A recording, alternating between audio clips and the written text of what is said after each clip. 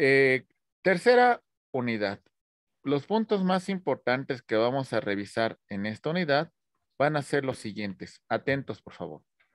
Revisaremos, mis queridos amigos, el tema de la culpabilidad, analizando el dolo, la preterintencionalidad, la culpa, la ausencia de culpabilidad, para continuar con otros aspectos muy importantes como son las penas y medidas de seguridad, intercrímenes. Empezaremos con el concurso de delitos. Vamos a hablar de varios elementos del concurso de delitos, como la unidad de acción y pluralidad de resultados, concurso ideal, pluralidad de acciones con un solo resultado, delito continuo, y el concurso real, pluralidad de acciones y resultados. Hablaremos de la participación, el autor, el cómplice y el encubridor.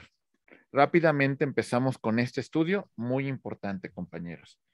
Culpabilidad. En el tema de la culpabilidad hay que analizar aspectos como son el tema de el dolo y el tema de la culpa. Acuérdense que es un juicio de reproche que hacemos como consecuencia de que la conducta del sujeto activo lesionó el bien jurídico tutelado. En el tema del dolo hay un tema que vamos a verificar dentro del dolo eventual, que algunos autores lo catalogan dentro del tema de la preterintencionalidad. Voy a poner algunos ejemplos que espero que les sean muy claros a ustedes en relación al dolo, que es la voluntad, el querer aceptar las consecuencias del injusto penal. Ahí va. Atentos, por favor, mis queridos amigos.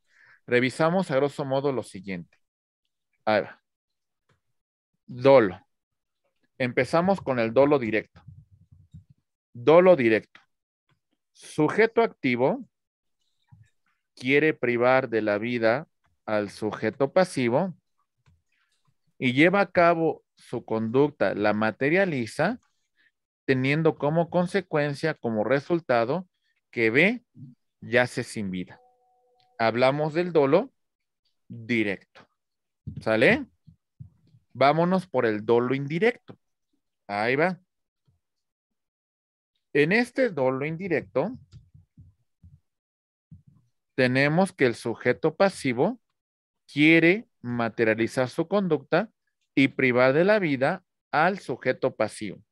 Aquí tenemos al activo y aquí tenemos a un sujeto pasivo que vamos a llamar pasivo 1. Lleva a cabo todos los actos tendientes para privar de la vida a este pasivo. Pero este pasivo se encuentra acompañado de otra persona y con la finalidad de que no presente acusación en su contra, decide de una vez dar por terminada la vida de estas dos personas. En relación al pasivo 1, hablamos del dolo directo y en relación al pasivo 2, hablamos del dolo eventual. No tenía la intención, pero de alguna manera se encontró bajo esa circunstancia y dice, pues ni modo, estabas en este lugar y te tengo que privar de la vida para que no declares en mi contra. Muy bien. Y tenemos el dolo eventual o el tema de la preterintencionalidad en el siguiente caso. Dolo eventual.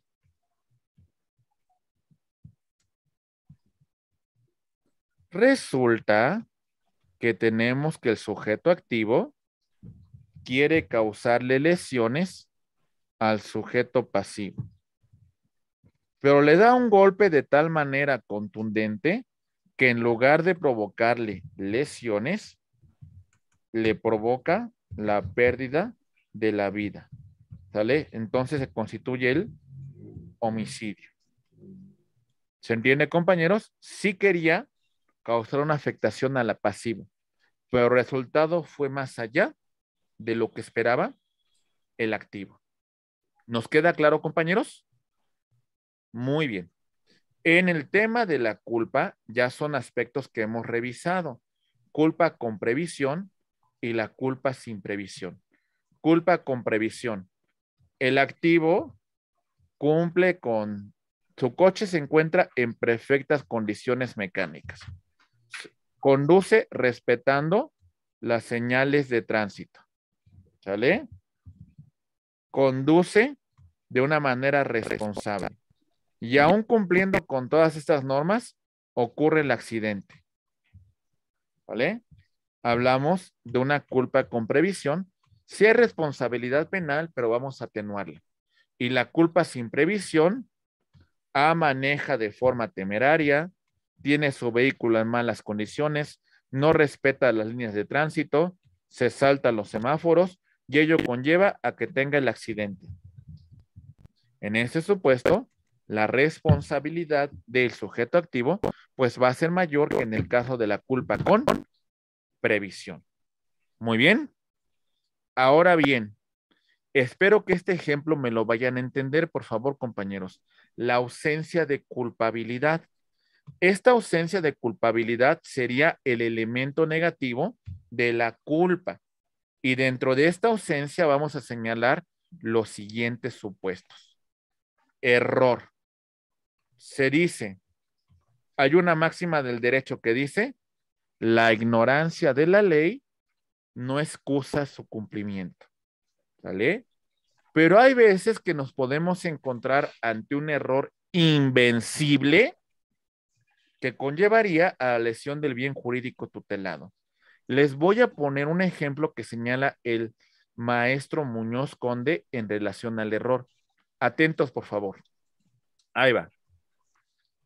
Sujeto activo es un cazador. Tienen los permisos correspondientes por parte del Estado. Sujeto pasivo, fíjense que está un poco, pues locuaz, sale como que por ahí le patina un poco el coco, y resulta que este señor se le ocurre ir y vestirse en el bosque de venado, ¿sale? Y a la distancia, A lo ve y acciona su arma de fuego, provocándole la muerte, vestido como un venado. ¿A podía prever que se trataba de un venado a la distancia? Pues posiblemente no. Y bajo esta causal, si se logra determinar y encontrar el error, no habría responsabilidad penal para A. ¿Vamos bien? Ok, siguiente. Eximentes putativas. A veces la norma penal permite que aunque una persona haya cometido un delito, pues de alguna manera le demos una oportunidad para que no se sancione su conducta. En el tema de eximentes putativas vamos a hablar de dos muy importantes. Hablamos, por ejemplo, de la ley de amnistía y hablamos del indulto presidencial. En la ley de amnistía se cometieron determinadas conductas, pero en determinado tiempo, espacio, el legislador decide no establecer ninguna responsabilidad penal durante ese tiempo, durante ese espacio, en razón a cuestiones de seguridad nacional, en razón de orden público. ¿Lo entendemos, compañeros? Como la ley de amnistía en contra del Ejército Zapatista de Liberación Nacional, dictada durante el sexenio de Ernesto Zedillo Ponce de León por los delitos cometidos durante el levantamiento armado del Ejército Zapatista de Liberación Nacional. ¿Vamos bien? Ok, y tenemos el indulto presidencial cuando una persona ya tiene una sentencia y a juicio del presidente pudiese tratarse de una privación de la libertad injusta. Y bueno, bajo esa cuestión del indulto presidencial, el presidente de la República decide otorgarle el perdón a esta persona y establecer su liberación inmediata. ¿Vamos bien, compañeros? Profesor, ¿Sí? no sé si tuvo conocimiento hace unos años, el presidente Fox le otorgó, estaba con que iban a ejecutar a un capitán del ejército, por haber matado a unos superiores. Entonces, digamos, sí hubo indulto, pero nada más le perdonaron la vida y lo pasaron a una, digámoslo así, cumplió sentencia en cárcel de máxima seguridad. Ok, dentro del fuero militar, ¿no? Así es, Cuando todavía se contemplaba el tema de la pena de muerte dentro del fuero así militar, es. porque posteriormente ya fue modificado y ya no se permite ni tampoco en el fuero militar. Ok, eso podría ser un ejemplo del indulto que otorgó el presidente Fox. En ese caso, conmutó la pena, ¿no? Ya no vas a ser ejecutado con una pena capital, ahora pues vas a ser privado de tu libertad en un centro de en un centro de seguridad. Muy bien. ¿Como tal fue indulto o nada más conmutó sentencia? Un indulto, o sea, a cierto punto es un indulto porque el presidente intervino y hubo un cambio ahí del tema de la sentencia, ¿no? Hay un tema de que ya no vas a tener pena capital. Eso fue el acuerdo que el presidente estableció dentro de su, entre comillas, indulto, ¿no? Porque en todo caso lo que debía haber es concedido la libertad, pero decidió obtener ese beneficio. Muy bien, Ok, ¿sale? gracias, Bueno, profesor. Muy maestro, bien. eso ¿Sí? también sería como el caso de la señora indígena que estuvo privada de su libertad y que la dejaron libre. Pudiese ser un ejemplo el tema del indulto que otorgó el presidente, ¿no? Esa es una cuestión que, pues, por alguna cuestión así lo considera el Ejecutivo Federal. Muy bien. Ok. Rápidamente vemos el tema de obediencia jerárquica. Compañeros, a ver, entre comillas, tenemos esta relación de jerarquía entre la persona que da la orden y la persona que la obedece. ¿Sale? Subordinación. Muy bien. Pero la persona subordinada tiene la noción de que la orden que le da a su superior es legal. ¿Sale? Dentro del marco normativo, dentro de la estructura jerárquica de la administración pública. Si el inferior, si el subordinado sabe que la orden es ilegal, es contraria a derecho y la obedece, no puede señalar el tema de ausencia de culpabilidad. ¿Se entiende, compañeros? Es una orden, es una instrucción que hay esa noción de legalidad. ¿Está claro? ¿Sí o no? Muy bien. Todo esto dentro del marco normativo, ¿eh? No pudiese decir alguien de la célula criminal, oiga, es que me ordenó mi superior que yo lo hiciera. No, porque esta situación solamente entra dentro del marco de la ley. Muy bien. Ok, también tenemos, por ejemplo, cuando el sujeto activo actúa por violencia moral. ¿Sale? Violencia física, violencia moral, miedo que le impide actuar de otra manera. ¿Se entiende? Por ejemplo, ahí va. O cometes este delito o te privo de la vida. ¿Sale? Y entonces el sujeto activo comete ese delito por la amenaza que le provocó el pasivo. El otro activo, en este caso el autor intelectual. Si esto se logra demostrar, compañeros, entonces no habría responsabilidad penal para este sujeto. ¿Lo comprendemos, compañeros? Ok, ya hablamos del estado de necesidad. Se sacrifica un bien jurídico para salvaguardar otro de mayor jerarquía. Se está incendiando este edificio. Aquí están llamas, ¿sale?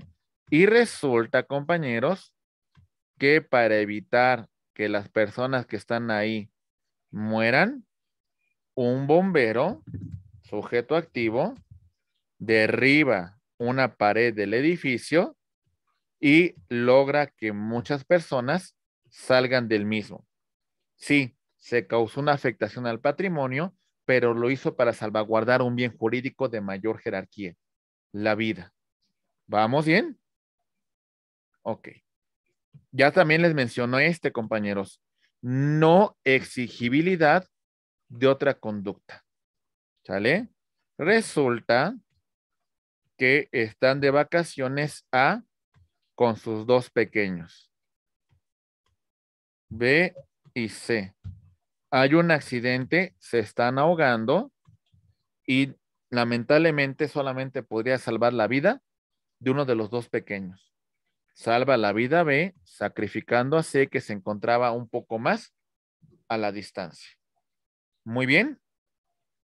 Y bueno, hablamos ya también en la primera parte de caso fortuito o fuerza mayor, que si logramos demostrarlo, existiría el elemento de ausencia de culpabilidad.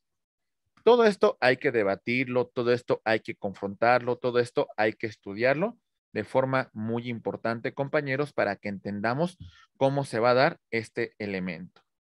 ¿Listos? Ya hablamos de la culpa y hablamos de su elemento negativo con la ausencia de culpabilidad. Vamos a empezar con el siguiente elemento, mis queridos abogados, hablando del tema de las penas y medidas de seguridad. Bueno, ya lo establecieron uno de ustedes. México erradicó del artículo 22 de nuestra Constitución la privación de la vida. Ya no subsiste para ninguno de los fueros. Con antelación seguía subsistiendo para el fuero militar, pero ya no. Ya se encuentra completamente prohibida de conformidad con el artículo 22 de la Constitución. El artículo 22 de nuestra Constitución también prohíbe las penas corporales que provocan un sufrimiento físico al condenado. Azotes, palos, marcas se encuentran totalmente prohibidas. Muy bien. Contra la libertad. Está prohibido el destierro. Entonces no se puede aplicar el tema de la relegación, que también se encuentra prohibida en el artículo 22 de la Constitución, pero la persona sí puede ser sujeta a una pena privativa de la libertad en un centro de reinserción social, confinamiento. Y como medida de seguridad, le imponemos que no puede ir, no puede acercarse, no puede salir de determinada jurisdicción. Existen penas que vamos a llamar que son pecuniarias, que tienen que ver con una cuestión económica, que tienen que ver con una cuestión de reparación material del daño. Y también tenemos contra ciertos derechos, por ejemplo, el tema de la destitución laboral o el tema de la suspensión. Y para servidores públicos podemos tener el tema de la inhabilitación. Muy bien. Para ocupar un cargo público en el tiempo que dure la condena. ¿Está claro, compañeros? Ok. Las medidas de seguridad dentro de los centros penitenciarios, además de que buscamos en la reinserción social, si tenemos alguna cuestión, por ejemplo, en el caso de inimputables, una medida curativa que tratemos de ayudar a que esa persona pues haga del problema mental que tiene. Si consume droga, alcohol, pues también tratar de que ya no consuma droga, alcohol, de desintoxicarlo, ¿verdad? Eliminatorias, el tema de, pues estas drogas, este alcohol que hemos mencionado con antelación, y por supuesto lo que va a lograr una verdadera reinserción social, compañeros, en todos los aspectos, tiene que ver el tema de la educación. Estos son aspectos que, por supuesto, van a ayudar de forma muy amplia a los sujetos activos que están en esta causa penal. Muy bien. Ahora vamos a trabajar muy de lleno, compañeros, con estos temas que van a ser muy importantes para ustedes. La diferencia entre pena como consecuencia de una sentencia, como consecuencia de una sanción que establece la norma penal, y las medidas de seguridad que tienen que ver con un tema de menores infractores, que tienen que ver con un tema de inimputables. Muy bien. ¿Vamos bien? Ok. Empezamos con esta clasificación. Ahí va. A grosso modo la vamos a comentar. Bien. Penas. Su carácter es expiatorio. Condenamos al sujeto a 20 años de prisión. Bueno, tiene que cumplir estos 20 años para que pueda compurgar su pena o antes si se obtiene un beneficio preliberacional. Muy bien, compañeros. ¿Sí nos quedó claro? Siguiente. Esto es la pena. La diferencia con la medida de seguridad. Ahí va. Privación de un derecho con un fin tutelar. ¿Para qué te privo de un derecho? Para proteger un bien jurídico. Vamos a hablar, por ejemplo, de delitos de violencia familiar en una etapa de investigación. Sujeto A cometió violencia familiar contra B, sujeto pasivo. En la audiencia inicial se establece como el tema de las medidas cautelares que va a fijar el juez de control, que el sujeto activo no se acerque al domicilio del pasivo. ¿Con qué fin se establece esta medida de seguridad, compañeros? De tutelar el derecho de la víctima, ¿sale? Del ofendido. ¿Lo entendemos o no, compañeros? ¿Sí lo comprendimos? ¿Sí? Yo no muy bien. ¿Me lo podría A ver. repetir de nuevo, profesor? Violencia familiar. Sujeto activo cometió violencia familiar contra el pasivo. Y en la audiencia inicial se establece como medida cautelar que el sujeto activo no se acerque al domicilio del pasivo. ¿Cuál es la finalidad? Pues que no se le cause una mayor afectación a la víctima, ¿verdad? ¿Se entendió? Sí, está entendido. Muy bien. Siguiente. Ahí va. Pena. Pena, compañeros. Plazo de finalización concreto. ¿Sale? Ahí va. Como ya lo establecimos, 10 años de prisión se estableció en la sentencia. Bueno, tenemos un inicio de la pena y tenemos una conclusión. ¿Sale? La conclusión para el cumplimiento de dicha pena. ¿Vamos bien? Siguiente, compañeros. Medida de seguridad.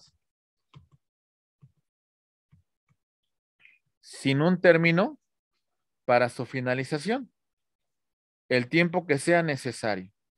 Por ejemplo, se estableció como medida de seguridad, como medida cautelar, compañeros, que el sujeto activo se sometiera a un tratamiento para dejar de consumir droga, para dejar de consumir alcohol. ¿Cuál va a ser la duración de esa medida cautelar, compañeros? Hasta que se rehabilite. El tiempo que sea necesario, ¿sale? Si le lleva 6 meses, si le lleva 1 año, si le lleva 2 años, pues bueno, de eso depende, ¿verdad? ¿Se entendió, compañeros? Siguiente. La pena. Condicionadas a la comisión de un delito, una conducta típica antijurídica culpable y punible, y se logra demostrar la responsabilidad penal del sujeto activo. ¿Nos queda claro, compañeros? Para que yo aplique una pena como juez, ¿sale? Para que el juez diga, el sujeto activo cometió ese delito, el Ministerio Público tuvo que haber demostrado la conducta del sujeto activo, conducta típica, conducta antijurídica, la condición de imputabilidad del sujeto activo, ¿sale? La cuestión de culpabilidad y como consecuencia la pena. Todos estos elementos fueron demostrados. Muy bien. ¿Sí o no? El ¿Vale? cuerpo del delito que usted mencionó. Sí, se acreditó todos estos elementos y entonces como consecuencia se va a establecer una pena para este sujeto activo. Medida de seguridad. Ahí va. Esto depende de la peligrosidad de la persona sujeta a esta medida. ¿Qué creen? El sujeto cometió solamente el delito de robo, pero es una persona tan peligrosa, tan agresiva, que puede poner en peligro a la víctima. ¿Qué medida de seguridad van a establecerle para este sujeto activo en la medida cautelar en el delito de robo? ¿Cuál sería? Como medida cautelar, la prisión preventiva. Preventiva. ¿En razón de qué? De que puede poner en riesgo a la víctima. ¿Cuál fue la medida cautelar en el caso de Rosario Robles? De que podía fugarse y sustraerse de la acción de la justicia. Entonces la medida cautelar que entre comillas definieron fue la prisión preventiva. Y el retiro del pasaporte, ¿no? Exactamente. Muy bien. Ok, siguiente. Pena. Son principales. Es la consecuencia de demostrar la conducta típica antijurídica culpable y punible del activo. Medida de seguridad. En algunos casos son principales y en otros son accesorios. En justicia de adolescentes e inimputables son principales. En un proceso penal ordinario es una medida de seguridad. Son cuestiones accesorias. ¿Se entendió, compañeros? ¿Sí o no? ¿Sí? Ok. ¿Cómo se llega al tema de la extinción de la responsabilidad penal? Esa es la siguiente pregunta que vamos a resolver. Ahí le va. Termina la responsabilidad penal, por supuesto, ¿con qué, compañeros? La muerte. De la condena. Con la muerte del sujeto activo. ¿Sale? Pero si fueron confiscados determinados bienes, bueno, estos se podrán poner en remate para reparar la afectación que se le causó a las víctimas. ¿Nos queda claro, compañeros? ¿Vamos bien? Ya hablamos de la amnistía y el indulto. El Congreso, por cuestiones políticas, por cuestiones sociales, no va a perseguir determinadas conductas realizadas en cierto tiempo y en cierto lugar. Y el indulto lo va a otorgar el titular del Ejecutivo, pues ante una persona que ya tiene presentada, que ya tiene manifestada una sentencia condenatoria. Ya revisamos estos dos supuestos. ¿Hasta aquí vamos bien, compañeros? Ok, tenemos también que termina la responsabilidad penal en el caso de perdón del ofendido. ¿Sale? Cuando se trate de un bien jurídico disponible. ¿Sale? Siempre y cuando no estemos en la etapa de juicio oral y bueno, la cuestión de que pues no se haya dictado todavía una sentencia. ¿Está claro, compañeros? Y si se otorga un perdón, escuchen bien lo que decimos acá. Ya no se puede echar para atrás. Es irrevocable el perdón que hemos otorgado. Pero sobre bienes jurídicos disponibles, ¿eh? Sobre los no disponibles, aunque queramos otorgar el perdón, no se puede. ¿Vamos bien? Ok. Esto es después de proceso, reconocimiento de inocencia. Se prueba que la persona sentenciada es inocente. ¿Qué significa esto, compañeros? A ver, ya tenemos una sentencia que condenó a Juan Pérez a 20 años de prisión. Cumpliendo su sentencia, se encontró elementos que acreditan que Juan Pérez no cometió el delito y entonces esto deja sin efectos esta sentencia y se pone en libertad a Juan Pérez. Y los años que perdió y su familia y su reputación, pues bueno, pudiese reclamar civilmente la responsabilidad patrimonial del Estado. ¿Vamos bien, compañeros? ¿Sí o no? ¿Sale?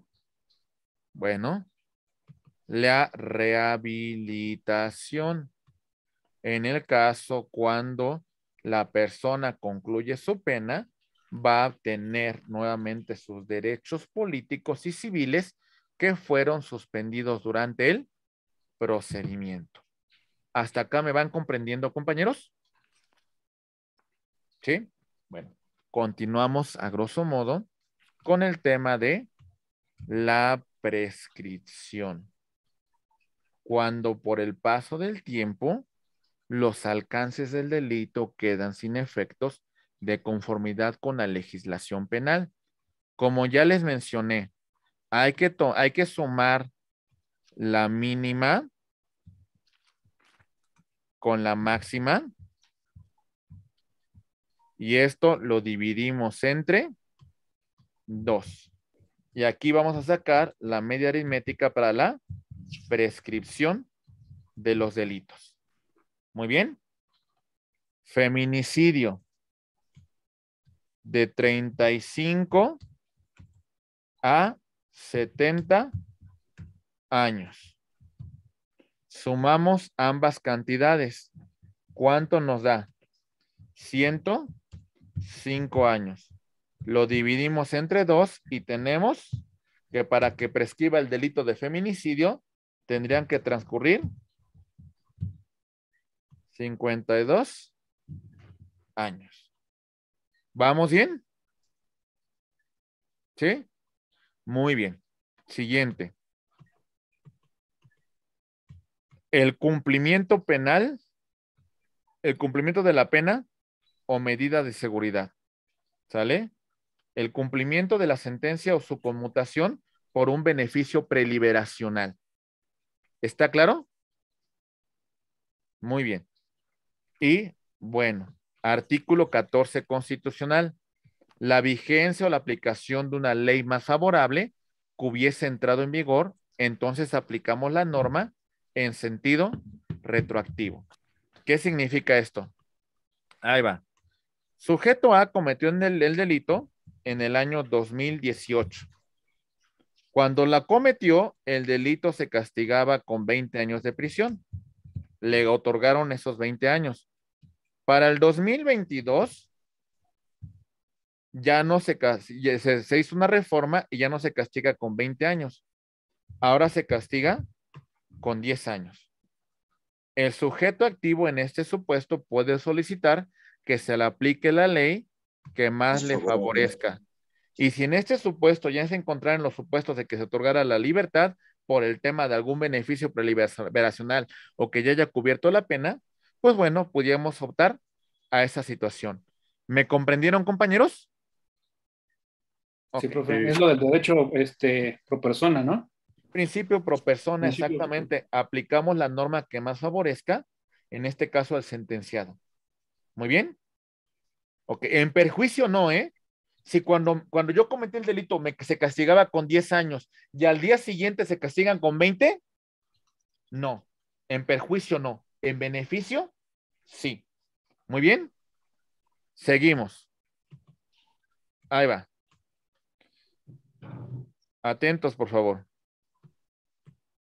Decimos la existencia de una sentencia anterior dictada por los mismos hechos. No se puede castigar 2 veces la misma conducta. No se puede establecer en este supuesto, 2 veces no se puede sancionar la misma conducta como delito. ¿Entendemos esto, compañeros? Si con antelación la conducta de A ya se estableció su no responsabilidad penal y en este punto se resolvió su sentencia absolutoria y posteriormente se inicia otro proceso penal contra A por los mismos hechos y ahora se quiere establecer una sentencia condenatoria, entonces esta segunda causa penal ya no tendría ningún efecto porque ya fue resuelto con antelación. ¿Lo entendemos, compañeros? ¿Sí o no? ¿Sí? Muy bien. Ok. La extinción de medidas la extinción de medidas de tratamiento de inimputables. ¿Sale? A ver, el inimputable ya no está en las mismas condiciones. Ya no necesita el tratamiento psiquiátrico. Compañeros, tenemos que poner en libertad. Extinguimos esta medida de seguridad. ¿Lo entendemos o no, compañeros? A ver, ahí va. Puede sonar un poco delicado, pero ahí está. Este sujeto vamos a ponerle de nombre el Bromas, o también conocido como el Guasón, ¿verdad? El Bromas cometió un delito y bueno, en su momento se consideró que era inimputable. ¿Sale? Este sujeto se estableció una medida de seguridad. ¿Vamos bien? Ok. En la medida de seguridad, acuérdense, es el tiempo que dura el tratamiento. A los 5 años se hace un diagnóstico y dice, el Bromas se encuentra perfectamente de salud mental. Bien. Se levanta esa medida de seguridad y el Bromas sale a la calle, esperando que ya no sea un peligro. ¿Lo entendemos, compañeros, o no? ¿Sí nos quedó claro? Muy bien. Bien, entonces. Ok. Siguiente punto. El intercriminis. Compañeros, la fase en la cual se da el delito. La fase interna de ideación y de preparación no va a ser causa de ninguna responsabilidad penal, porque todavía está aquí. La maquinación para cometer un delito. Podré pensar en el delito más grave que ustedes quieran, compañeros, pero si no lo he exteriorizado, no hay responsabilidad. ¿Lo entendemos, sí o no, compañeros? ¿Sale? La fase externa, ya lo materializamos, ya llevamos actos para que se consuma el delito. Nos unimos entre varios sujetos activos, realizamos amenazas para que el pasivo no pueda defenderse y llevamos a cabo actos preparatorios. Compramos las armas de fuego, compramos los explosivos, compramos todos los instrumentos que requeramos para llevar a cabo nuestra conducta delictiva. ¿Vamos bien? Ok. En este punto tenemos el tema de la tentativa. Tentativa inacabada. Antes de que se materialice la conducta, el sujeto activo se arrepiente. Ya no la quiere llevar a cabo. Esto podría conllevar a un tema de no responsabilidad. Ajá. ¿Se entiende, compañeros?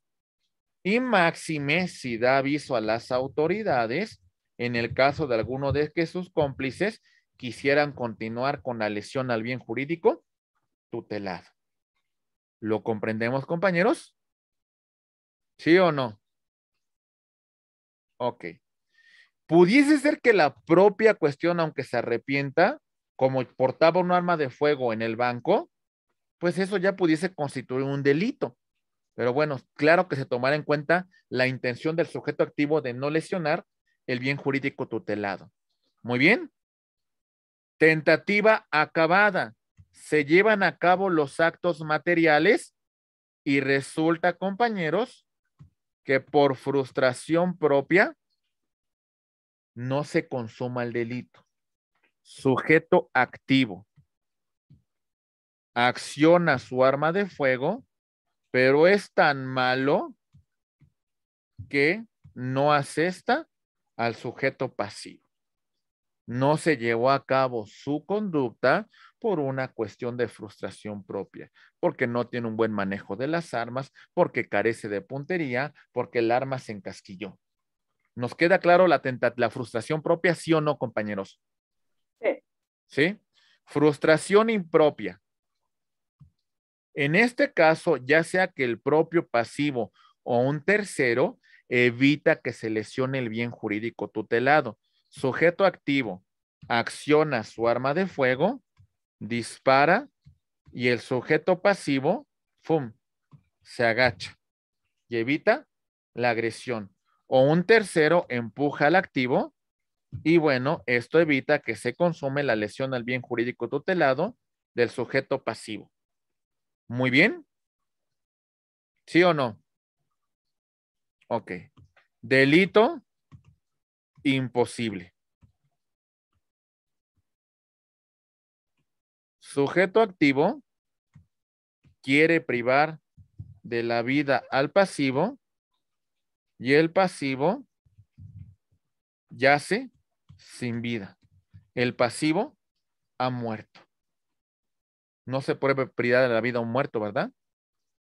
Entonces, en consecuencia, es un delito imposible.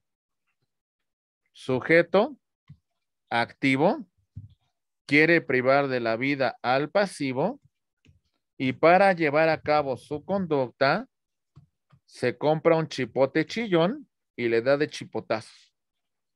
¿Es el medio ideal para provocarle la muerte al sujeto pasivo?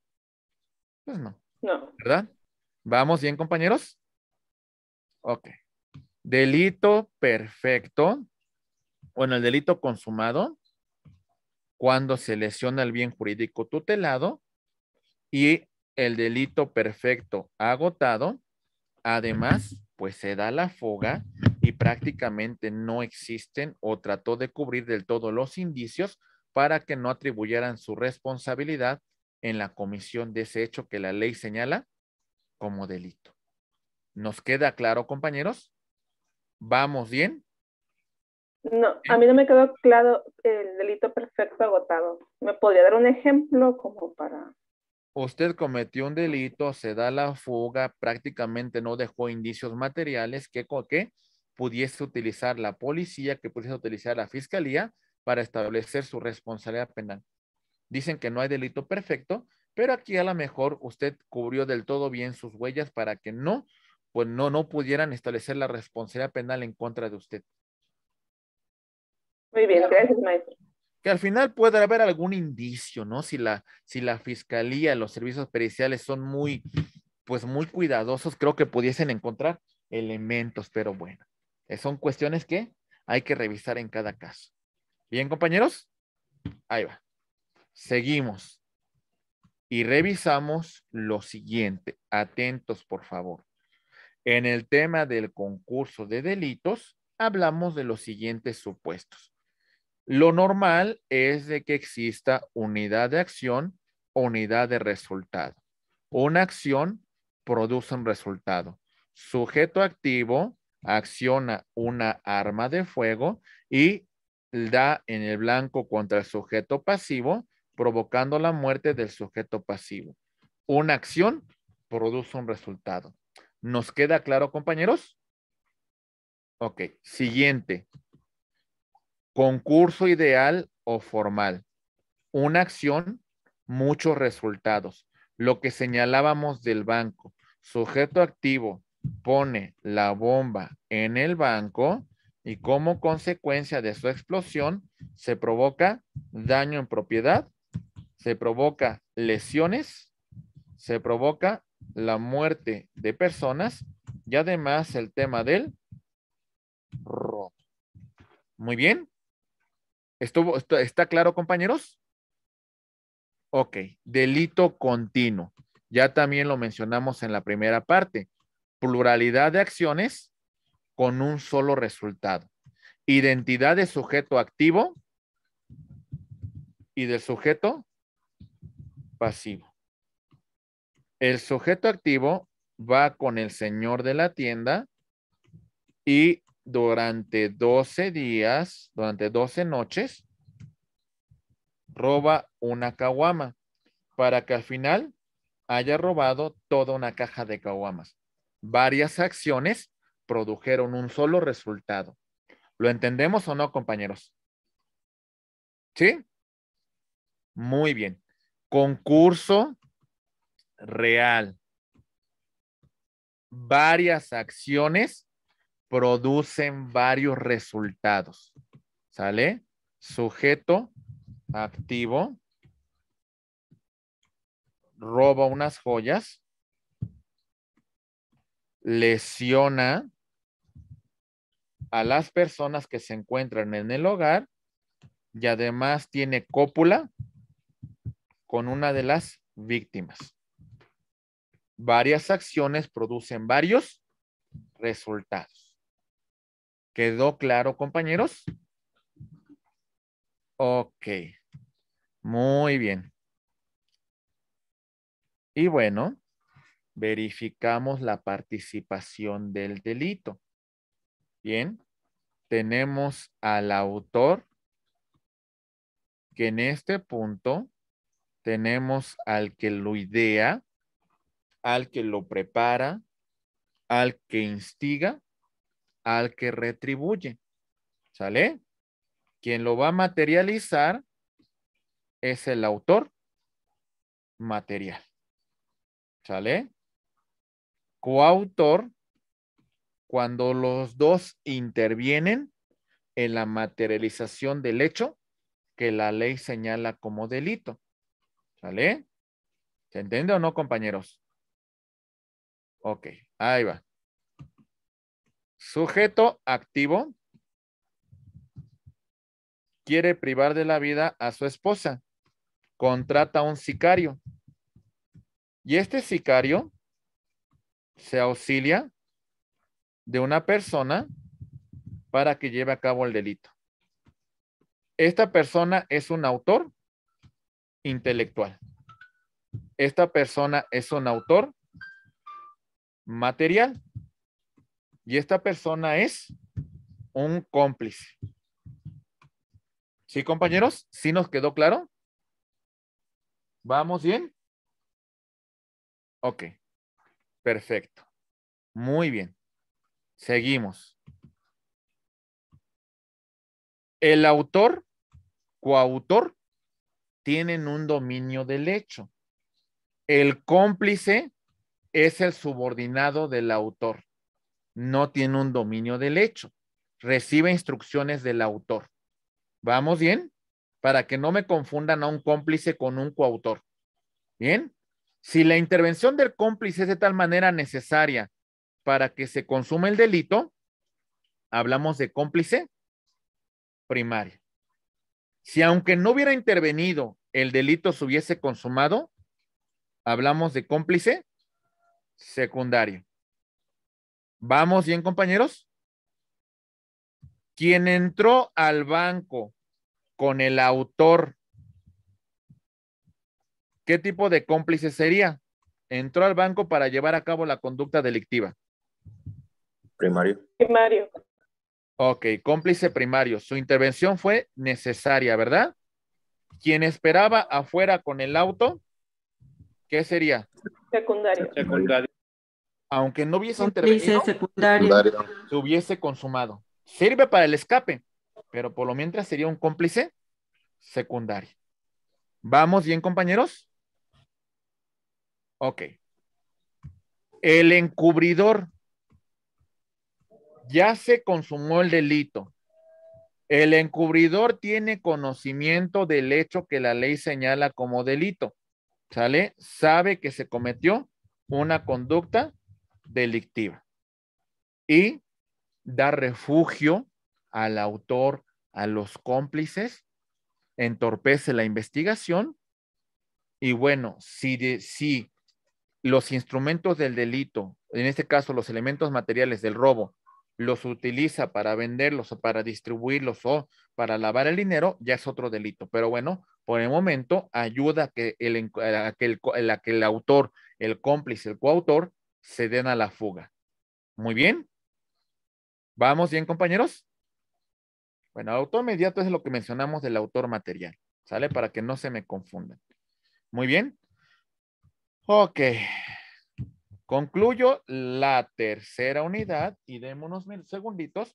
Yo creo que sí llegamos a avanzar un poco en la cuarta unidad. Rápidamente para que...